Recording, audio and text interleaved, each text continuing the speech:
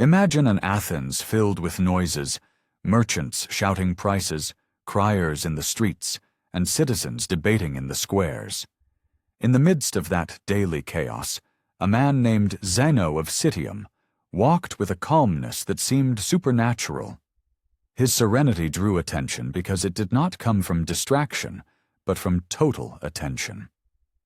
This Cypriot of the 4th century BC would become the spark of Stoicism, a philosophy that speaks of ruling the mind as a king rules an empire. For Zeno, true power did not reside in coins or the army, but in the ability to master oneself, even in the face of strong provocation.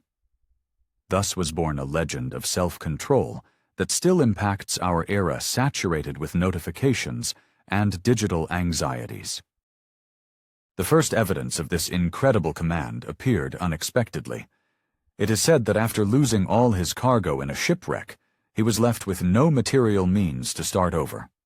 Any other merchant of his time would have fallen into despair, but he decided that this misfortune was an opportunity.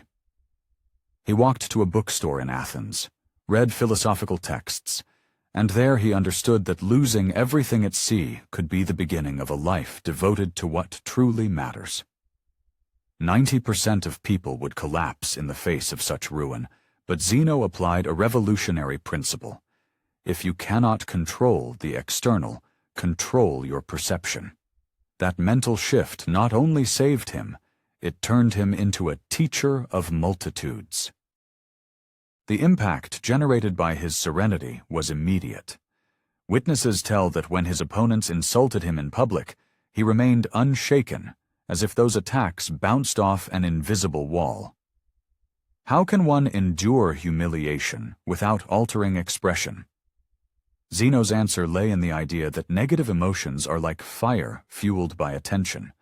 If you add no wood, the flame dies on its own. His mental discipline was so radical that even his detractors recognized something superior in him. While others shouted, he responded with brief phrases that disarmed the attacks. That ability to keep composure made him an almost legendary figure in the public square of Athens. But Zeno's self-control was not simple coldness. His philosophy did not seek to turn into stone or eliminate feelings, but to replace destructive impulses with firm and clear judgments. He said that anger is a chain we place around our own neck, and that breaking it depends on how we interpret what happens. Even when someone spat in his face, his response was often witty and calm, showing that choosing the right reaction holds more power than striking back. In the face of aggression, he demonstrated how patience attacks the offender's ego at its root. Imagine him in our current environment. The same calm that kept control against insults could stop unleashed rage in a digital social media argument. Zeno's teaching drove his disciples to practice extreme self-control exercises. They simulated losing objects, deliberately endured insults, and tolerated hunger in order to strengthen their inner resistance. The idea was to train the mind just as a soldier trains muscles and reflexes. Interestingly, centuries later, many of these methods resemble modern cognitive therapy techniques. Isn't it surprising that a Cypriot from more than 2 millennia ago created practices we use today in clinical psychology? His message was clear.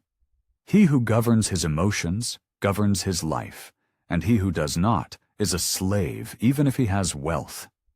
In today's society, obsessed with rapid stimuli, this lesson remains counterintuitive and fascinating. An impressive detail is that Zeno never sought popularity. He did not adorn himself with luxuries or seek honors. He walked barefoot, dressed simply, and never boasted of power.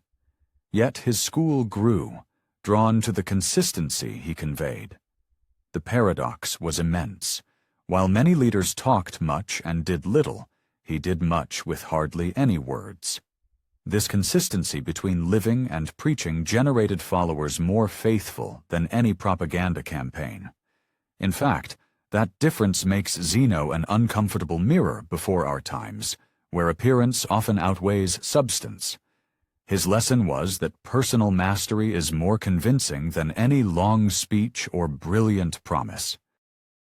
Zeno's emotional mastery was also visible in his way of teaching. He never wrote heavy treatises, nor locked himself in temples. He preferred to converse in open spaces among ordinary citizens.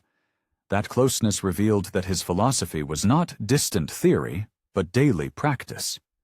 He spoke of how to react if you lost a coin, how to face death, or how to keep balance in illness. He did it with clear examples, appealing to everyday life. In this way, he dismantled the idea that wisdom belongs only to robe-wearing sages. His communicative trick was to translate abstract ideas into tangible scenes. And that clarity, that dose of realism, was the secret that kept his teaching alive for entire generations. Some accounts show him facing mockery from young men trying to provoke him. While others lost their temper, he looked calmly and replied with gentle irony, as if stroking instead of striking. This technique was unsettling because it neutralized confrontation in seconds.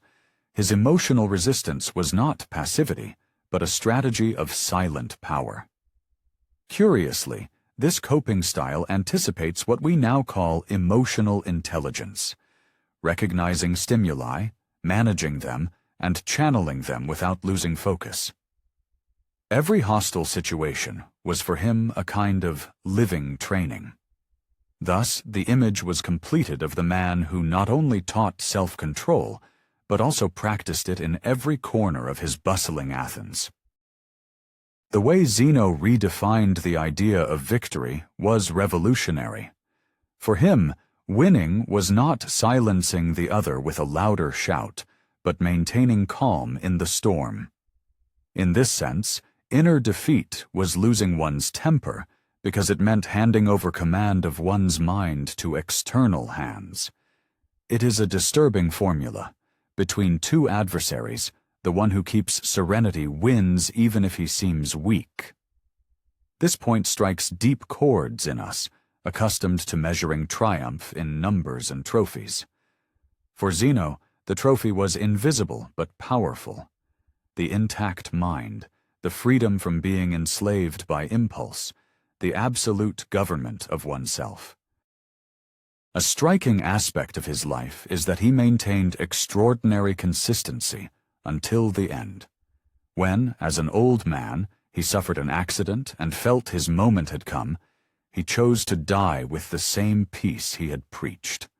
According to accounts, he let himself go naturally, faithful to the idea that life and death are two stations of the same journey. There were no cries or laments, only acceptance. That ending was interpreted by his disciples as the greatest demonstration that his philosophy was not a set of pretty phrases, but a lifestyle carried through to the final consequences. In that silent act, his message acquired an almost indestructible strength. Posterity remembers him not as an isolated thinker, but as the founder of an entire tradition that would conquer empires. Stoicism later influenced giants like Seneca, Epictetus, and Emperor Marcus Aurelius. Men of power and slaves alike found in his teachings a manual of mental survival. That a ruined merchant-turned-teacher could plant such an influential school underscores the magnitude of his legacy. That thread connects a small bookstore in Athens with an emperor's pages in Rome. And it makes clear that Zeno's self-control was not a personal trick, but a discipline able to cross centuries and transform the most diverse kinds of human beings. The contrast with our own days becomes fascinating if we think carefully. Today we live overloaded with messages demanding immediate reaction. Ads aim to provoke desire, news fosters fear, and networks encourage digital rage. Zeno, too, lived within a public whirlwind, but his philosophy protected him like a shield. Isn't it curious that the strategy to survive 21st century technological speed has roots in a thinker who walked barefoot over 2,000 years ago? Faced with mass distraction, his simple but radical proposal remains intact. You cannot decide the waves, but you can decide how to row in the midst of the emotional storm. The exercises he recommended were not abstract. They were concrete challenges to harden character. He suggested imagining the loss of a loved one to train acceptance, practicing hunger to value what one has, and exposing oneself to public contempt without responding with anger. That emotional gym molded invincible hearts. Today, similar techniques are adopted under other names: positive psychology, resilience, cognitive behavioral therapy. But at the root, they all drink from the same source. Realizing that each time someone breathes deeply to avoid responding with hatred, they are unconsciously repeating an exercise Zeno would have applauded, reveals the magnitude of his relevance. The legendary self-control of Zeno of Citium was neither an innate talent nor a miracle, but a daily practice that anyone could imitate. And that is perhaps his most striking lesson. It was not about becoming an isolated sage, but about living daily life governed by reason and not by impulsive outbursts. In an era when even a Roman emperor turned to these teachings, how could they not be useful for those today who struggle with work anxiety, digital hyperconnection, or endless arguments in comment sections? Zeno's clear signal remains a beacon. Control your mind, and you will have the only power that no shipwreck, insult, or loss can ever take away from you.